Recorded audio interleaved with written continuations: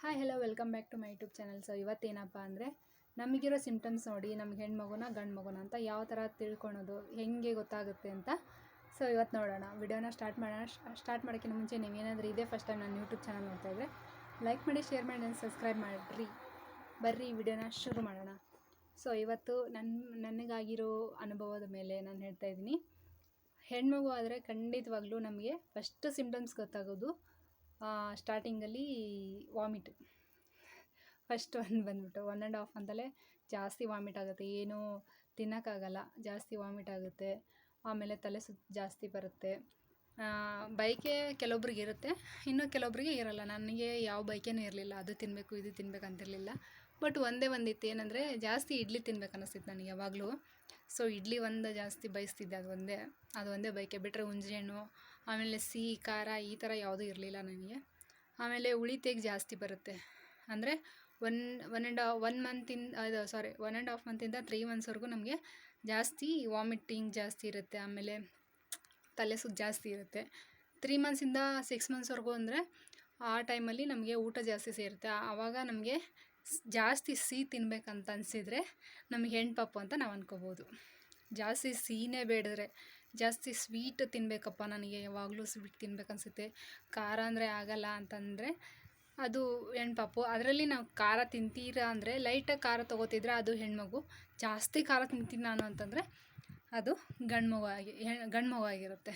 So ಮತ್ತು ಆಮೇಲೆ ಇನ್ನೊಂದು ಏನಪ್ಪ ಅಂದರೆ 6 ಮಂತ್ಸಿಂದ 9 ಮಂತ್ಸ್ ಒಳಗೆ ನಿಮಗೆ ಜಾಸ್ತಿ ಉಳಿತೆಗೆ, ಅಂದರೆ ಊಟ ಮಾಡಿದ ತಕ್ಷಣ ನಮಗೆ ಉಳಿತೆಗೆ ಜಾಸ್ತಿ ಬರುತ್ತೆ. ಆಮೇಲೆ ವಾಮಿಟ್ ಬಂದವ್ರ ಥರ ಆಗುತ್ತೆ, ಬರೋಲ್ಲ. ಆಮೇಲೆ ಖಾರವಾಗಿ ಗಂಟ್ಲಲ್ಲಿ ಏನೋ ಸಿಕ್ಕಾಕೊಂಡಂಗೆ ಆಗುತ್ತೆ.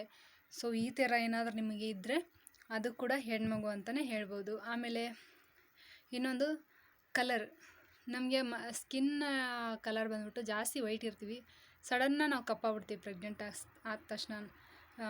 ಜರ್ನಿ ಫಸ್ಟ್ ಮಂತಿಂದ 9 ಮಂತ್ಸ್ ಒಳಗಡೆ ನಾವು ಜರ್ನಿ ಸ್ಟಾರ್ಟ್ ಮಾಡಿರ್ತೀವಲ್ಲ, ಸೊ ಆ 9 ಮಂತ್ಸ್ ಮುಗಿಯೋಷ್ಟರಲ್ಲೇ ನಾವು ಜಾಸ್ತಿ ಕಲರ್ ಡೌನ್ ಆಗ್ತೀವಿ. ಹೆಣ್ಮಗು ಆದರೆ ಕಪ್ಪಾಗಿಬಿಡ್ತೀವಿ, ಗಂಡು ಮಗು ಆದರೆ ಗೊತ್ತಿಲ್ಲ ನನಗೆ.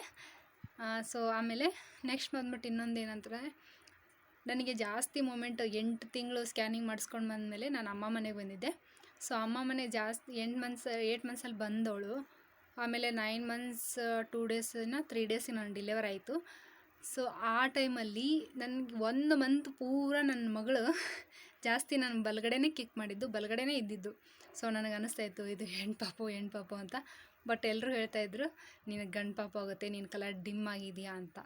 ಸೊ ಕಲರ್ ಡೌನ್ ಆದರೆ ಗಂಡು ಪಾಪು ಆಗುತ್ತೆ ಅಂತಾರೆ. ಸೊ ನನ್ನ ಪ್ರಕಾರ ನನ್ನ ಕಲರ್ ಡೌನ್ ಆಗಿತ್ತು, ನನಗೆ ಹೆಣ್ಣು ಪಾಪು ಆಯಿತು. ನನಗೆ ಬಲಗಡೆನೇ ಮೂಮೆಂಟ್ ಜಾಸ್ತಿ ಇತ್ತು. 1 ಮಂತ್ ಅವಳು ಬಲಗಡೆಯಿಂದ ಒಂಚೂರು ಮೂಮೆಂಟ್ ಇರಲಿಲ್ಲ ನನಗೆ.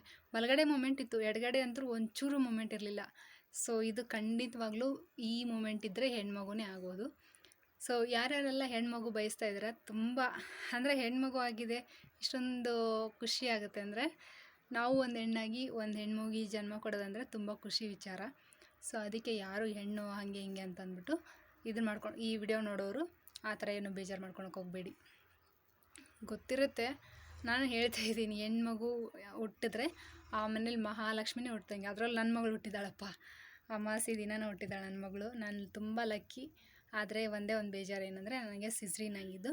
ಸಿಸ್ರೀನ್ ಯಾಕಾಯಿತು, ಏನು ಪ್ರಾಬ್ಲಮ್ ಆಯಿತು ಅಂತ ಹೇಳ್ತೀನಿ. ಈ ಪ್ರಾಬ್ಲಮ್ನ ನೀವು ಮಾಡೋಕ್ಕೆ ಹೋಗಬೇಡಿ, ನೆಕ್ಸ್ಟ್ ವಿಡಿಯೋದಲ್ಲಿ ಹೇಳ್ತೀನಿ. ಸೊ ಈ ವಿಡಿಯೋ ಏನಾದರೂ ನಿಮ್ಗೆ ಇಷ್ಟ ಆಗಿದ್ರೆ ಲೈಕ್ ಮಾಡಿ, ಶೇರ್ ಮಾಡಿ, ಸಬ್ಸ್ಕ್ರೈಬ್ ಮಾಡ್ಕೊಳ್ಳಿ ರೀ. ಮತ್ತು ನೆಕ್ಸ್ಟ್ ವಿಡಿಯೋದೊಂದಿಗೆ ಸಿಗೋಣ. ಅಲ್ಲಿವರೆಗೂ take care, bye. Thank you so much for watching friends, love you.